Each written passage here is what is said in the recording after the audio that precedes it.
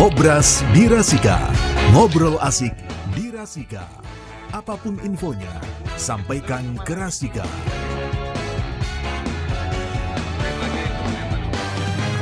Assalamualaikum warahmatullahi wabarakatuh. 88.9 FM Rasika Pekalongan untuk kita semua. Selamat siang kawan Rasika. Dan saya Bagus AA yang sudah menemani Anda. Betul ya. Sampai jam 11 nanti di Berpalekat berbicara pemilu santai lebih dekat.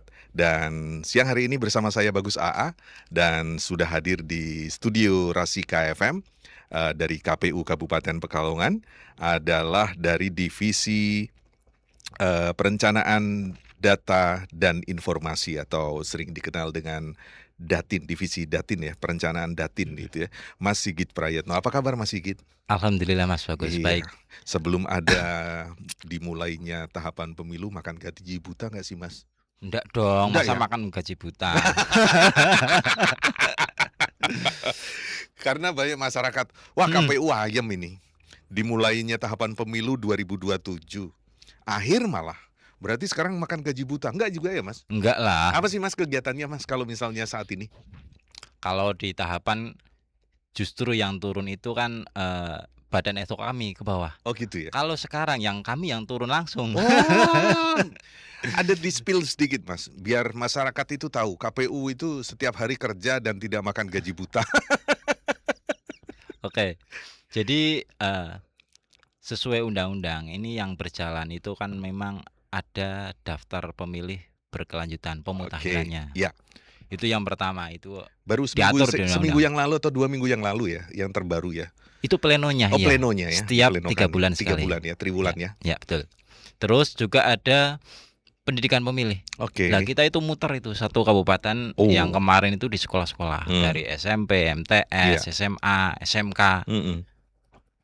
Muter tiap hari. Nanti kemungkinan bulan depan kita masuk ke SMA. Dan yang lebih hebat lagi non budgeter ya Mas. Itu yang luar biasa. Jadi kita hilangkan anggapan bahwa masyarakat KPU kalau sekarang ini ada ayam ini makan gaji buta, gabut gitu kan. Oke, kita temanya akan mengangkat terkait dengan suara rakyat dimulai dari data pemilih ya. Ya. Oke, kita akan berbicara terkait itu.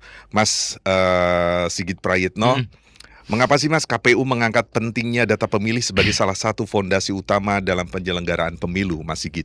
Ya, jadi gini. Kalau diibaratkan sebagai anatomi tubuh, data pemilih itu kan bisa sebagai jantung, bisa sebagai darah. Penentu berarti ya? Ya, kalau jantung tidak bekerja, tidak memompa, otomatis tubuh mati. Oke. Kalau data pemilih sebagai darah, apabila darah yang mengalir itu kotor atau tersendat, tidak lancar, organ yang lain pun tidak bisa bekerja dengan baik. Oh gitu. Begitu juga dengan data pemilih. Jika data pemilih itu tidak akurat, banyak gandanya, banyak data yang tidak valid, maka hasilnya juga jadi jelek. Iya. Nah, ini masyarakat biar tahu nih, sebenarnya yang dimaksud dengan data pemilih dan mengapa masyarakat perlu peduli terhadap hal ini, Mas Sigit? Ya. Jadi data pemilih itu adalah warga negara Indonesia yang sudah memenuhi syarat sesuai dengan ketentuan perundang-undangan. Jadi kalau yang kemarin itu misal itu kan warga negara yang sudah berusia 17 tahun. Kalau ke depan undang-undangnya diganti jadi 16 tahun, berarti kita mengikuti undang-undang yang berlaku. Gitu ya. Terus pentingnya apa masyarakat peduli? Karena dengan masyarakat peduli, data pemilih bisa terjaga kualitasnya. Ada sih Mas kalau misalnya di kabupaten atau kota atau misalnya di Kabupaten Pekalongan sendiri ya, ada beberapa TKW atau TKI gitu yang di luar negeri. Ada datanya nggak sih Mas? Misalnya nih, ini sebetulnya orang Indonesia cuman kerjanya di luar negeri gitu kan? Itu yang mendata KPU kabupaten kota masing-masing atau KPU langsung pusat atau keimigrasian atau mana? Ya, jadi kemarin ini baru saja terjadi kemarin ya. Jadi kami ini mendapati sejumlah data yang dari KPU RI tentang pemilih luar negeri. Jadi itu juga menjadi salah satu dasar kami ke lapangan untuk coktas, pencocokan terbatas sebagai sampel. apakah benar-benar orang tersebut itu masih di Pekalongan masih di luar negeri atau sudah pulang ke Pekalongan. Nah, ini dia. Kalau datanya yang kami terima itu kan sebagai pemilih luar negeri. Jadi ini perlu di-cross-check sampai ke bawah. Oke. Kalau sudah pulang, maka data tersebut kami masukkan sebagai data pemilih di Pekalongan. Kalau gitu. masih di luar negeri, itu masih wewenangnya KPU RI dan mereka yang mendata di luar negeri sesuai Dan KPU dengan juga negaranya. betul-betul melakukan verifikasi terbatas itu. Betul. Ada berapa data, Mas? Kalau misalnya, ini menarik sekali loh. Kemarin kami dapat data dari KPU RI itu sejumlah berapa ya? 87-an, 87 atau 88. Di bawah 100 tapi di Ya. atas 80 ya? Iya. Ada itu? Ada. Dan kami yang jadi Satu persatu? tidak semua kami Secara sampling ya? Sampling aja. Jadi di 5 kecamatan kemarin yang kami sampling. Oh gitu. Dari hasil verifikasi terbatas itu hasilnya seperti apa, Mas, rata-rata? Atau memang semuanya masih di luar negeri? Ada beberapa yang sudah pulang. Gitu. Ada beberapa yang sudah pulang dan itu yang kami catat sebagai daftar pemilih di Pekalongan. Oke. Ada yang memang belum pulang. Kami juga klarifikasi lah ini kapan pulangnya. Bisa saja kan pulangnya 3 bulan ke depan. Ya. Pada saat kita turun belum masuk. Ya. Tapi 3 bulan yang akan datang bisa masuk. Atau bahkan gitu. Jangan-jangan di 2029 kita mau mulai coblosan, mereka pulang gitu ya. Bisa juga ya. Bisa juga. Jadi istilahnya KPU sendiri sudah punya data terkait itu ya, kapan mereka punya pulang data. ya. Kalau kapan mereka pulang kami tidak punya data secara pasti. Oke. Kalau perpanjang kontrak kan susah juga sih. Sih, tiba-tiba perpanjang gitu ya. Oke. Nah, apa saja tahapan yang dilakukan KPU Kabupaten Pekalongan dalam menyusun dan memperbarui data pemilih ini, Mas? Ya. Tahapan yang kami lakukan itu tentunya dengan pemutakhiran data. Oke. Pemutakhiran, kalau di dalam tahapan itu pemutakhiran data itu dilakukan oleh Pantarlih, Coklit. Oke. Kemudian data tersebut disusun. Setelah disusun, nanti akan ada penyusunan DPS. Daftar pemilih sementara. Dari daftar pemilih sementara itu nanti akan diumumkan. Oke. Diumumkan ke masyarakat apakah ada perbaikan. Kalau ada perbaikan kita perbaiki DPS, baru setelahnya kita tetapkan. Kalau sumber data dasarnya sendiri, data pemilih yang digunakan KPU itu dari mana, Mas? Kalau dasarnya sumber data itu yang pertama itu pasti dari pemerintah. Dalam hari ini kementerian yang membidangi ya, Kemendagri. Ya. Kemudian data yang kedua adalah data dari instansi terkait. Dukcapil misalnya. Dukcapil itu sudah masuk ke pemerintah. Oh gitu ya. Yang terkait contohnya misalnya TNI Polri. TNI Polri, oke. Purnawirawan ataupun yang baru menjadi anggota. Kemudian data yang lainnya adalah dari Kemenak bisa. Kemenak yang kaitannya menikah belum 17 tahun. Itu kan tidak tercatat di KTP. Walaupun 15 tahun belum memenuhi 17 tahun, tapi kalau sudah menikah boleh ya? Boleh ya. Lupa betul. saya. Iya. Oh, dari banyak ya ternyata ya, datanya ya, dasarnya ya. Ya, dari pemerintahan, dari instansi terkait seperti TNI Polri. Ya. Tapi kalau istri kan boleh ya, atau suami yang dari TNI Polri itu boleh memilih. Boleh. Termasuk anak juga boleh ya. Boleh. Oke. Iya. Terus bagaimana KPU memastikan data pemilih itu tetap akurat, mutakhir dan tidak terjadi data ganda? Karena bagaimanapun seringnya itu selama ini KPU melaksanakan pemutakhiran data. Tiap triwulan itu dilaksanakan pleno. Tapi saat pelaksanaan, ini hidup lagi. Kemarin sudah mati sih Pak, gitu kan. Banyak kan sering seperti itu. Iya. Jadi memang langkah pertama adalah pemutakhiran secara berkelanjutan. Oke. Dengan dilakukan pemutakhiran berkelanjutan, paling tidak akan setiap saat itu mengurangi data-data yang tidak valid. Yang kedua adalah dengan berkoordinasi. Oke. Misalnya tadi dengan Kemenak ada yang menikah sebelum 17 tahun, kita kan harus tahu. Iya. Tahu caranya, harus koordinasi. Iya. Dengan Kemenak, dengan TNI Polri juga. Kemudian dengan apa lagi? Dengan sinkronisasi. Sinkronisasi secara sistem.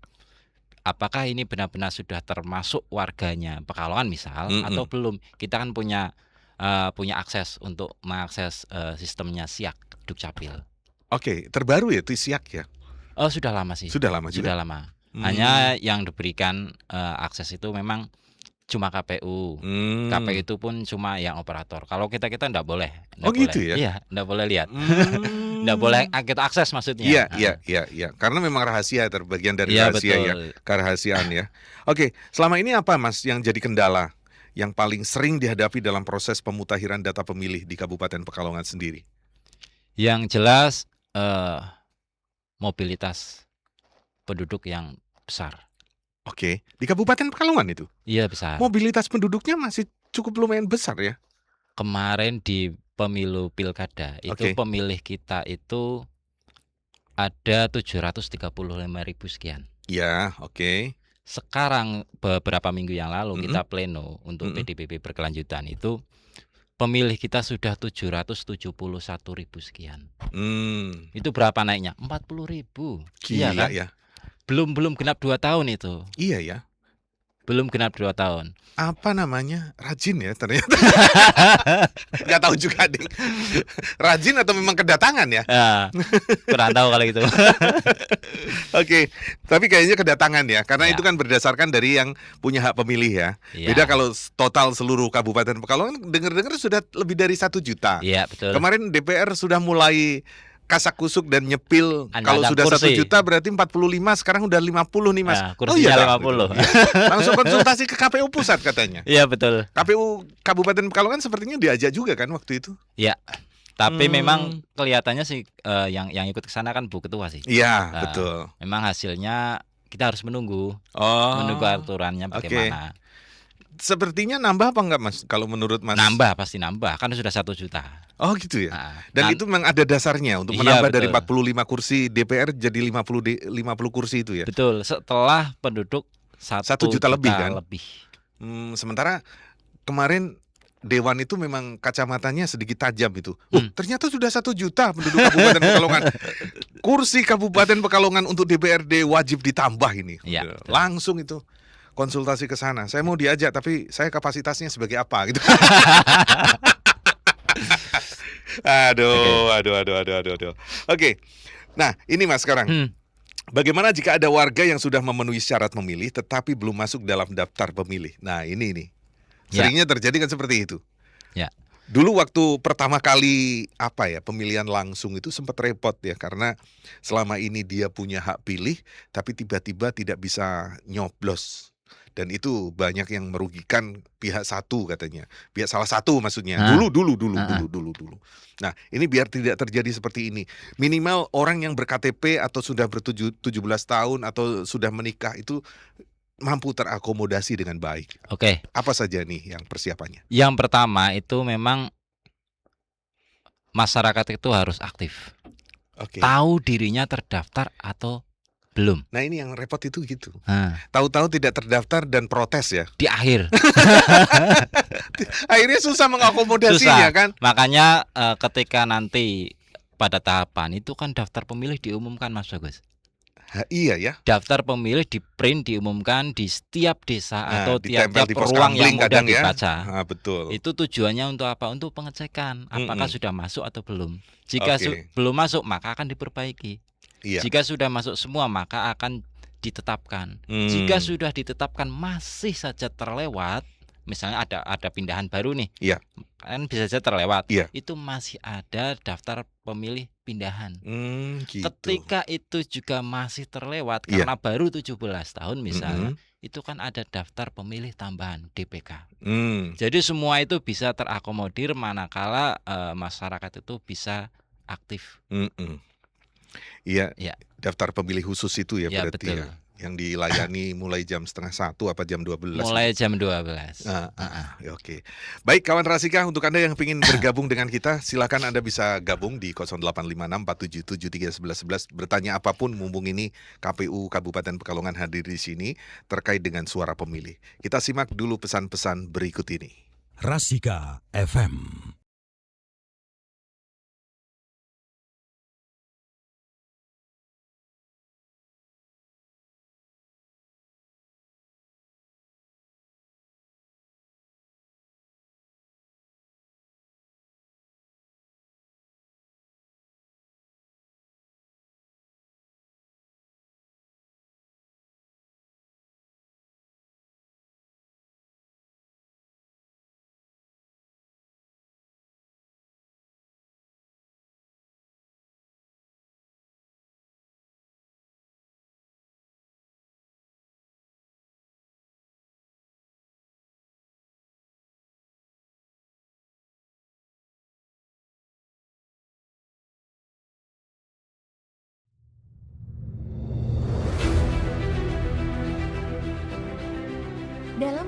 menyelenggarakan tugas dan fungsinya, Komisi Pemilihan Umum atau KPU berkomitmen penuh memberikan dan meningkatkan kualitas pelayanan yang ramah bagi seluruh lapisan masyarakat.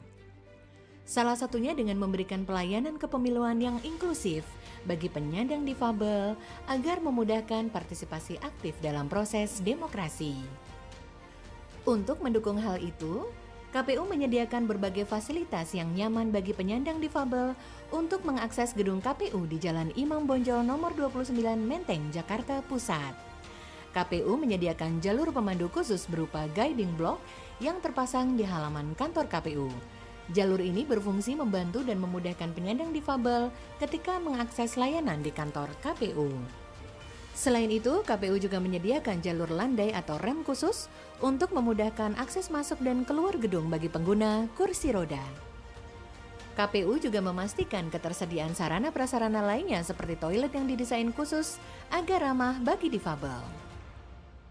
Untuk menciptakan kenyamanan lebih, KPU menyiapkan pojok difabel sebagai ruang tunggu khusus sehingga penyandang difabel dapat menunggu dengan nyaman sebelum mendapatkan pelayanan kepemiluan yang dibutuhkan. Pojok difabel ini terletak dekat dengan gerbang masuk gedung dan juga parkiran khusus difabel untuk aksesibilitas yang lebih baik. Untuk memastikan peningkatan aksesibilitas pelayanan bagi difabel, KPU berkomitmen menyusun keputusan tentang standar aksesibilitas pelayanan publik inklusif yang akan menjadi landasan dalam pembentukan standar operational procedure atau SOP. Dengan SOP yang jelas, seluruh jajaran KPU di berbagai tingkatan dapat bekerja sesuai pedoman dalam melaksanakan pelayanan publik sehingga kualitas pelayanan dapat terjaga. KPU bertekad mewujudkan sarana prasarana ramah difabel ini berlaku dari tingkat pusat hingga satuan kerja KPU se-Indonesia. Menyediakan berbagai fasilitas yang ramah difabel merupakan wujud nyata dari komitmen KPU untuk memberikan pelayanan yang setara tanpa hambatan dan menciptakan lingkungan yang lebih inklusif dan responsif. KPU melayani.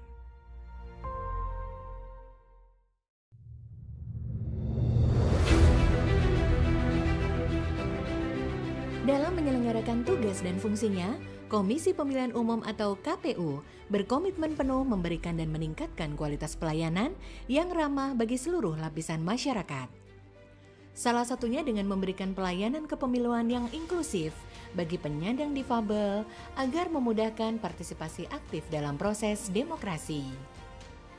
Untuk mendukung hal itu, KPU menyediakan berbagai fasilitas yang nyaman bagi penyandang difabel untuk mengakses gedung KPU di Jalan Imam Bonjol nomor 29 Menteng, Jakarta Pusat. KPU menyediakan jalur pemandu khusus berupa guiding block yang terpasang di halaman kantor KPU. Jalur ini berfungsi membantu dan memudahkan penyandang difabel ketika mengakses layanan di kantor KPU.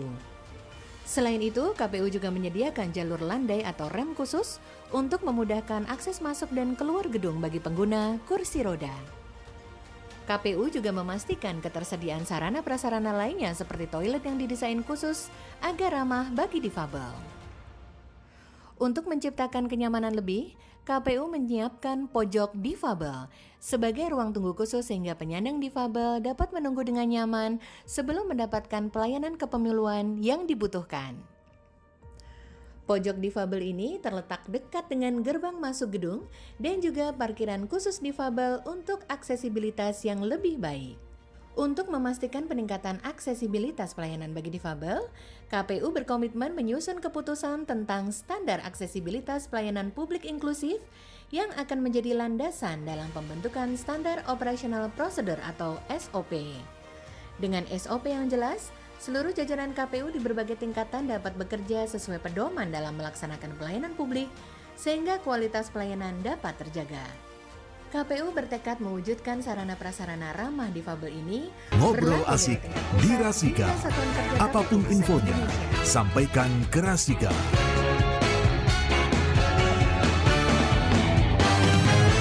Baik kawan Rasika, kita masih bersama di Ngobrol Asik di Rasika versi hari Jumat apalagi ini Kliwon ya. Kalau Jumat jam 10 itu ngobrasnya diganti dengan berpalekat berbicara pemilu santai lebih dekat bersama KPU Kabupaten Pekalongan. Oke, kita temanya terkait dengan suara rakyat dimulai dari data pemilih ya. Silakan untuk Anda yang ingin bergabung dengan kita atau ingin jadi KPU, komisioner KPU. Anda bisa bergabung di 085647731111 ya. Oke. Sekarang kita lanjut lagi nih. Bagaimana jika ada warga yang sudah memenuhi syarat memilih tetapi belum masuk daftar pemilih? Ini caranya gimana, Mas? Selain, loh, ternyata saya belum dapet ini atau belum punya hak atau belum terdaftar, gitu kan? Caranya gimana sih? Kalau memastikan sajalah, saya memastikan saya dan keluarga saya yang sudah punya hak milih itu memastikan sudah terdaftar. Caranya gimana, Mas? Ya. Kalau di waktu kemarin di tahapan itu kan mudah, tinggal tanya ke petugas di desa, kelar itu. Oke. Kalau di zaman sekarang, karena kami tidak punya badan ad hoc, maka jalan terbaiknya adalah bertanya ke KPU. Oh gitu ya. Yang kedua bisa cek mandiri. Nah ini yang paling penting ini. Cek mandiri lewat cek dptonline.kpu.go.id. Jadi DPT online. Cek DPT online, tinggal ketik aja di Google itu bisa. Oh gitu ya. Cek DPT online gitu aja. Itu Langsung langsung muncul. Langsung muncul webnya ya. Nah, yang perbedaannya kalau dulu itu semua orang itu bisa mengecek milik orang lain. Kalau sekarang tidak bisa. Oke. Harus dirinya sendiri. Karena ada nomor HP. Nomor HP yang dimasukkan untuk mengisi apa itu namanya? Token atau apa ya? Jadi bisa mengaksesnya di situ, lewat situ. Oke. Caranya gitu ya. Ya. Jadi gampang ini berarti ya. Gampang, tinggal selain datang ke KPU bisa ngakses lewat online gitu ya. Online, tinggal masukkan NIK-nya, kelar itu. Tapi kalau misalnya nih sebaliknya nih, saya sudah terdaftar, tapi ternyata ada masyarakat yang menemukan nama anggota keluarga yang sudah meninggal atau pindah domisili masih tercantum dalam daftar pemilih, Mas. Nah, misalnya itu untuk direvisi yang kami misalnya. lakukan sampai hari ini dan tidak pernah berhenti. Oke. Karena apa? Itu yang menjadikan data pemilih itu tidak akurat. Ya. Begitu kan? Nah, kalau ditemui data tersebut, maka yang langkah pertama adalah sampaikan kepada kami. Sampaikan kepada kami bagaimana bisa ke KPU, karena ini bukan musim tahapan ya. Oke. Kalau di musim tahapan lagi-lagi lebih enak, nggak usah ke KPU, ke desa aja sudah cukup. Tapi kalau yang sekarang laporkan ke kami dengan bukti yang jelas. Artinya sebagai contoh meninggal dunia itu kan harusnya sudah hilang dari DPT. Oke. Harusnya. Tapi kenapa sekarang meninggal dunia sekarang kita hapus, tahun depan muncul lagi? Itu kan bisa terjadi seperti itu. Oke. Karena yang bersangkutan belum membuat akta kematian. Nah, ketika ada data-data yang kami terima dari masyarakat tentang data kematian, nanti akan kami teruskan lagi kepada Dukcapil. Gitu. Ya, ini loh data yang kami punya terkait dengan data kematian. Iya. Jadi nanti kami minta kerjasamanya bagian dari koordinasi itu untuk bisa memproses yang sudah meninggal. Dan itu sudah dilaksanakan oleh Dukcapil. Itu sudah banyak itu yang sudah dibuat. Gitu ya? Iya. Sebetulnya kalau misalnya dampaknya apa sih, Mas, jika masyarakat itu tidak aktif mengecek data pemilih itu? Dampaknya yang jelas itu bisa saja terjadi informasi yang tidak tepat. Nah, itu simpang siur. Betul. Contoh begini, Mas. Tidak ada ketidakpastian gitu ya. Yang paling mudah dan tidak menghilangkan hak suara, tapi bisa bermasalah. Oke. Ini contohnya. Kita di desa kita itu ada orang menikah yang baru menikah.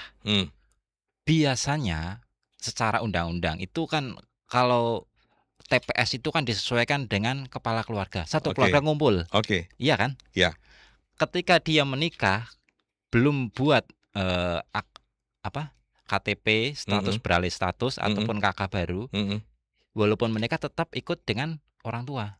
Oh ya, oke. Iya kan? Iya, iya. Nah, ketika menikah nggak mungkin kan rumahnya beda-beda, pasti jadi satu. Entah itu di orang tuanya ataupun di ibu mertua. Ataupun rumah sendiri. Oke. Nah, kalau tidak diinformasikan kepada kami, jelas nanti TPS-nya berbeda.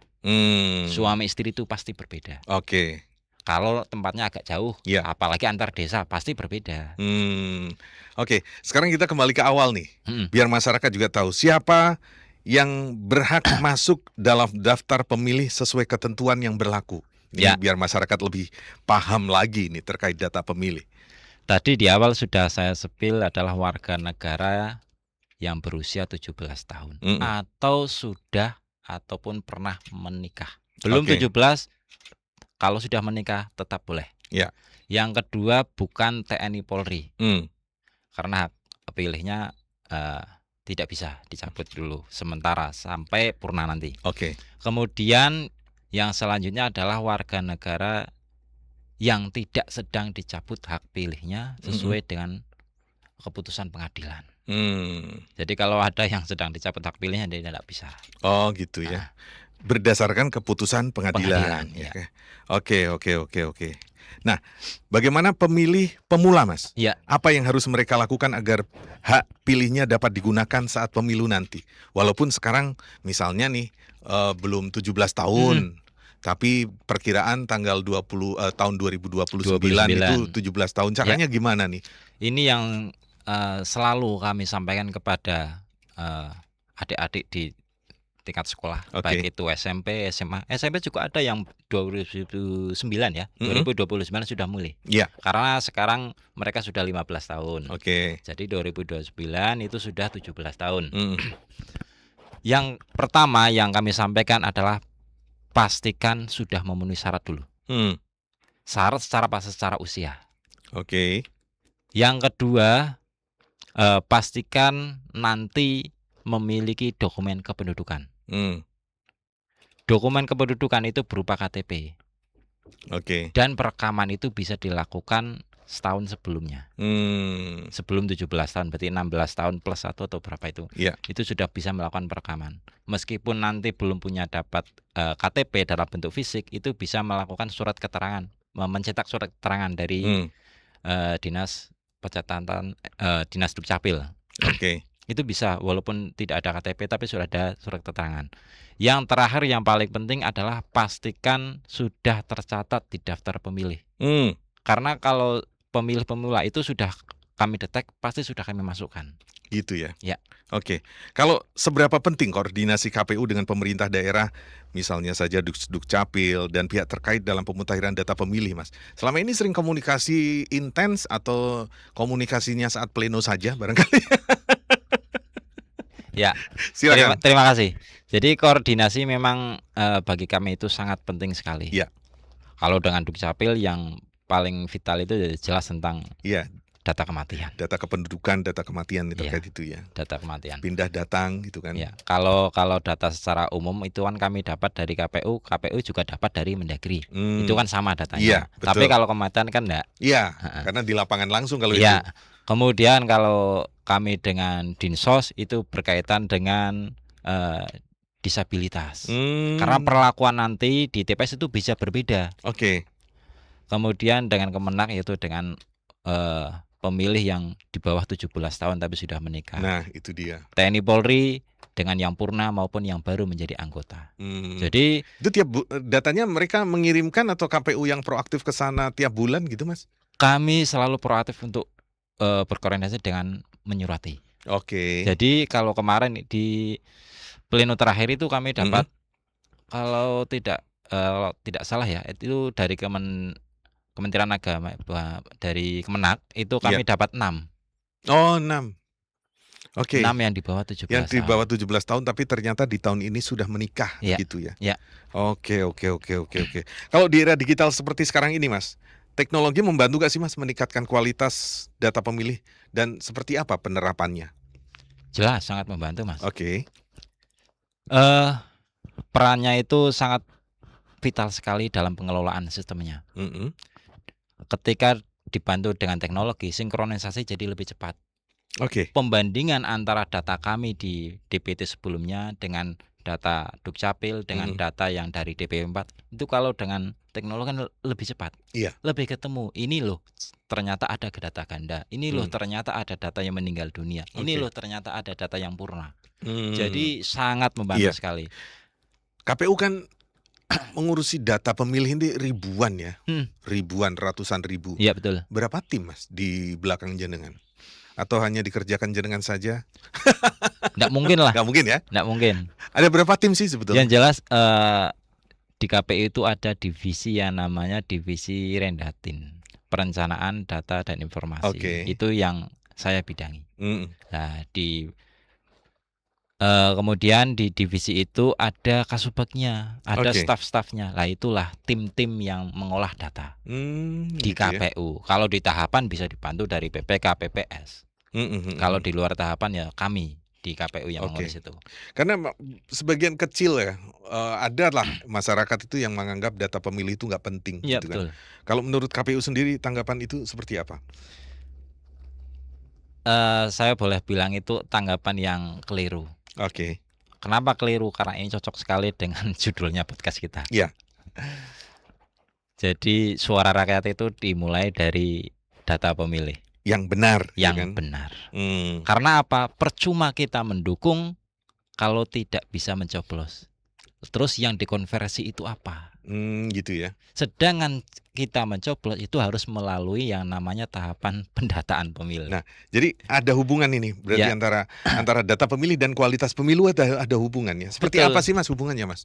Jadi kualitasnya ketika data pemilih itu baik, otomatis kualitas pemilunya juga baik. Kepercayaan publik bisa meningkat. Oke. Namun sebaliknya ketika buruk, jelas kepercayaan publik Iya. juga menurun. Tapi selama ini ada nggak sih Mas dari beberapa perhelatan pemilu atau pilkada gitu kan? Ada nggak sih orang yang mencari celah kesalahan KPU dari data pemilih, ada nggak sih? Hampir dari dulu itu hampir kebanyakan itu yang dijadikan sengketa itu data pemilih. Masuknya lewat situ ya? Iya, gitu ya? masuknya di situ. Karena itu paling mudah. Contohnya. Kalau kemarin di sini kan kita tidak ada. Iya, Karena alhamdulillah data pemilih kita sudah valid lah ya, bagus lah ya. gitu. Misalnya kayak Pemalang kemarin lah, Oke. milih 2 kali. Oh, prosesnya. Jadi milih di tempat awal terus memilih lagi di tempat yang baru. Nggak bisa. Bagaimana ceritanya itu berarti? Lah itu Mereka modal apa itu berarti, menghapus tinta kah? KTP. Oh, KTP-nya. KTP mungkin ini kan saya tidak kurang Iya. tahu jelas. Betul. Di tempat lain juga banyak yang seperti itu. Hmm. Jadi dia memilih berdasarkan KTP sebelumnya dan KTP yang sekarang. Oh, kalau seperti itu, sampai seperti itu, berarti kan data itu kan nggak bener itu. Maksudnya data ganda ya. Betul. Efeknya seperti apa Mas dalam sebuah perhelatan pemilu atau pilkada ini? Ya bisa saja terjadi pemilu ulang. Wow, sampai segitunya? Ya. Kalau kemarin kan ketika di TPS itu terjadi kesalahan minimal 2 kalau nggak salah kemarin, itu bisa dilaksanakan pencoblosan ulang. Waduh, PSU itu ya, istilah PSU, pemungutan suara ulang itu. Betul. Tapi kalau di Kabupaten Pekalongan alhamdulillah nggak ada ya? Nggak ada, alhamdulillah. Jadi memang sangat vital sekali Mas Bagus. Gitu ya? Betul. Rendatin itu ya, perencanaan data dan informasi itu ya. Untuk menyajikan datanya yang valid. Itu. Karena data yang valid itu nanti akan digunakan semua lini. Iya. Kan nggak mungkin surat suara itu diberikan ke TPS itu berdasarkan kira-kira. Kan nggak mungkin. Iya toh. Nanti disalahgunakan. Angka itu kan harusnya valid itu kalau Betul, angka. iya. Nggak mungkin istilahnya. Betul. Suara di Kabupaten Pekalongan 37,5. Yang setengah yang mana?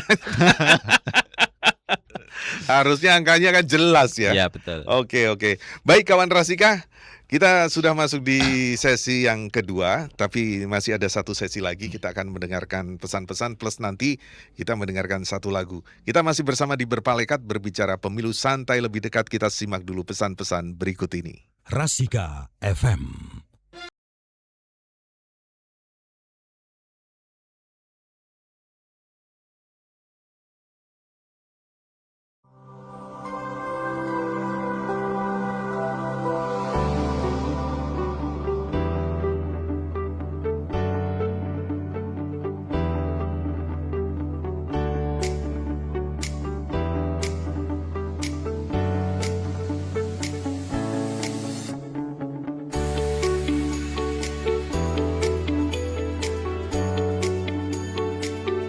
Di era layanan publik yang terus berkembang, integritas menjadi landasan utama. KPU Kabupaten Pekalongan berkomitmen menghadirkan birokrasi yang bersih, transparan, dan melayani.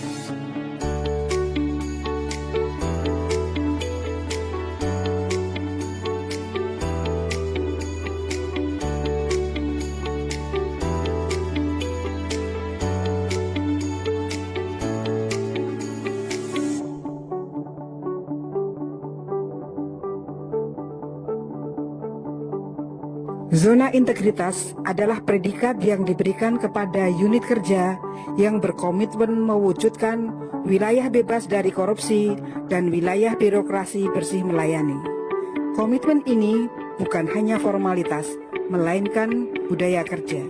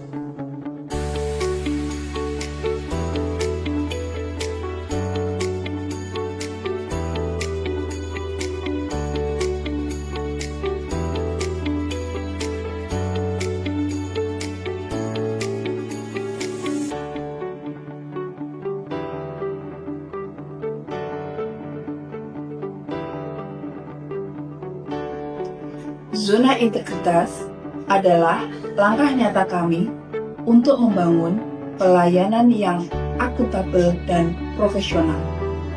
Komitmen ini ditandai dengan penandatanganan Fakta Integritas oleh seluruh pegawai. Mereka terikat pada nilai integritas, akuntabilitas, dan anti gratifikasi.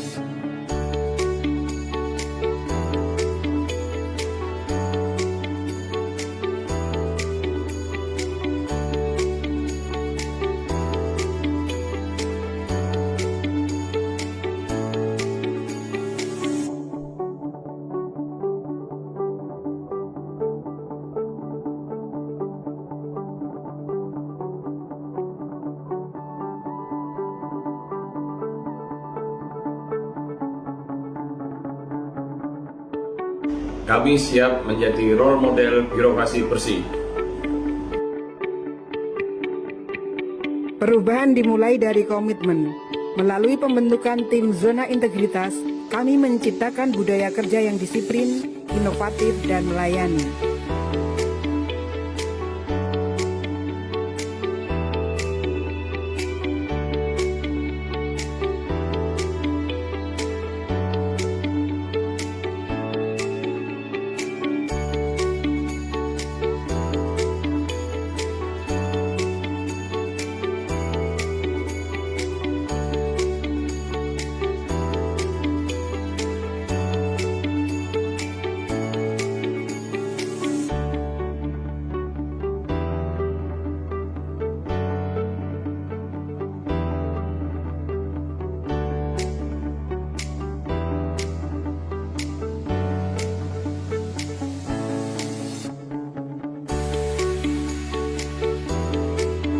Kami bukan hanya bekerja, kami melayani dan memberi manfaat. Kami mengurangi proses manual menjadi digital. Semua layanan kini lebih cepat, transparan, dan mudah diakses oleh masyarakat.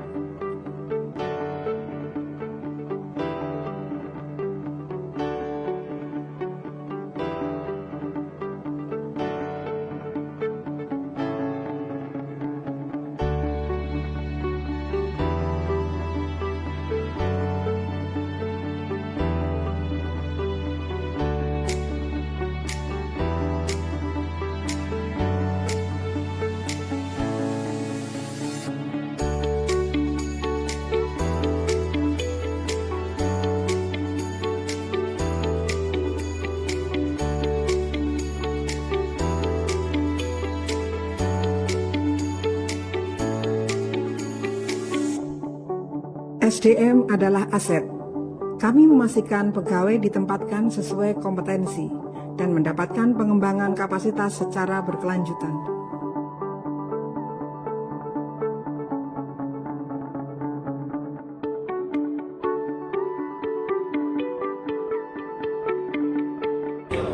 Kami bangga menjadi bagian perubahan.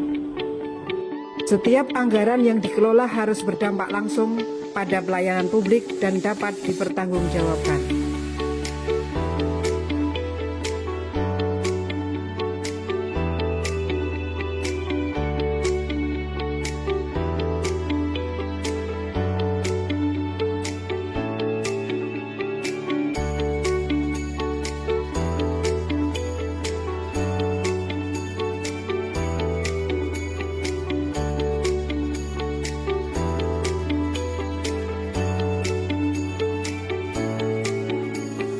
Kami membangun sistem pengendalian gratifikasi, konflik kepentingan, dan pelaporan pengaduan masyarakat.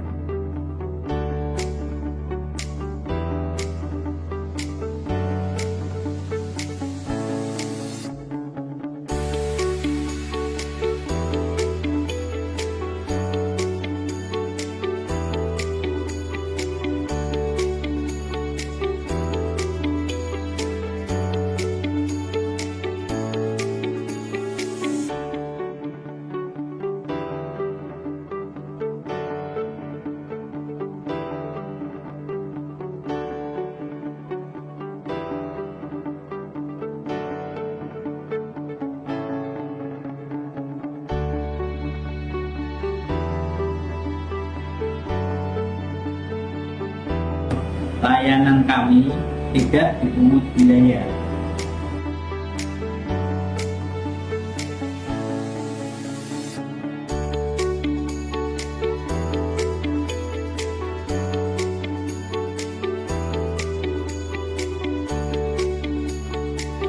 Kami memberikan pelayanan yang cepat, ramah, dan mudah. Kepuasan masyarakat adalah prioritas kami.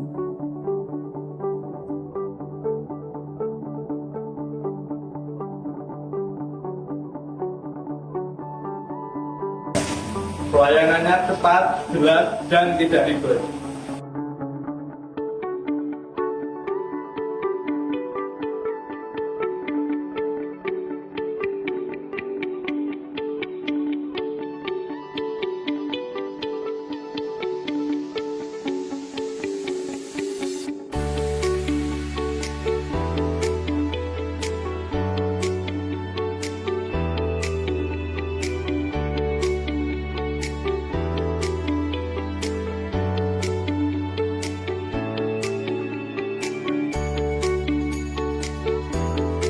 Hasil kerja akan terlihat dari inovasi dan manfaat yang dirasakan masyarakat. Itulah tujuan zona integritas. Integritas bukan slogan, integritas adalah karakter. KPU Kabupaten Pekalongan siap membangun zona integritas menuju wilayah bebas korupsi dan wilayah birokrasi bersih dan melayani.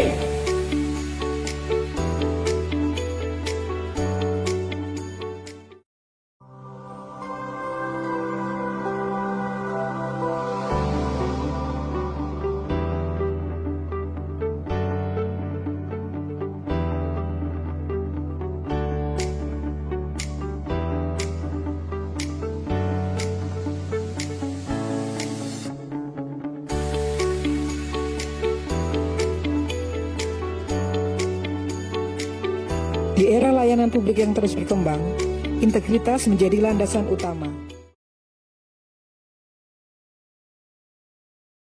Ngobrol asik di Rasika. Apapun infonya, sampaikan ke Rasika.